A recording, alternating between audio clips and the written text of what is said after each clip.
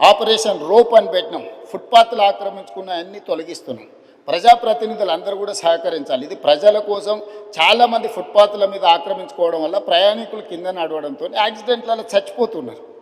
అది ప్రయాణికుడు తప్పు కాదు. ఫుట్పాత్లు ఆక్రమించుకోవడం వల్ల ఫుట్పాత్ల మీద నడవడానికి ఎవరికి అవకాశం లేకపోవడం వల్ల వాళ్ళు రోడ్డు మీద నడుస్తున్నారు. రోడ్డు మీద నడిస్తే వేగంగా వస్తున్న వాహనాలు గుద్దడంతో ఈరోజు ప్రాణాలు పోతున్నాయి.